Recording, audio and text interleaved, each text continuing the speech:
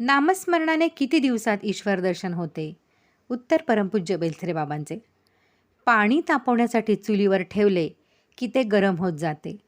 1-1 degree उष्णता वाढते. 99 डिग्रीपर्यंत उष्णता वाढते.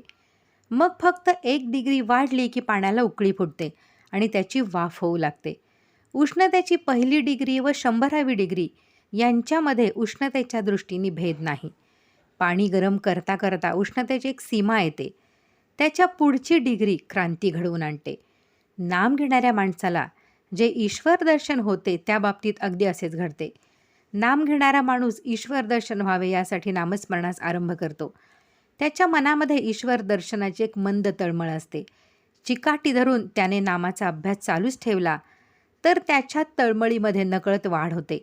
तिला मध्यम अवस्थेची तीव्रता येते. अभ्यास तसाच चालू ठेवला आणि माणसाने आपल्या मनाचे सारे बल नामस्मरणाकडे लावले तर मनाची तळमळ आणखी वाढते. नाम घेताना हातचे काही राखून ठेवले नाही तर तळमळ उत्तम अवस्थेला पोचते. त्या अवस्थेमध्ये अनन्यपणाने घेतलेले केवळ एकच नाम आतमध्ये क्रांती घडवून आणते.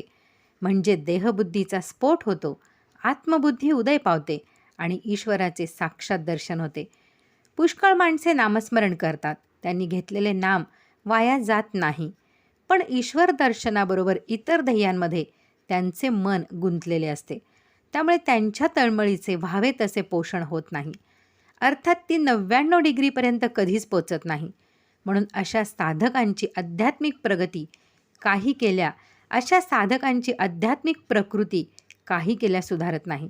आपले नामस्मरण कर्मकांड बनत नाही ना, याची काळजी घेणे जरूर आहे. नामस्मरण करताना आपला जीव सर्वांगाने त्यात गुंतवण्याचा अभ्यास करावा लागतो.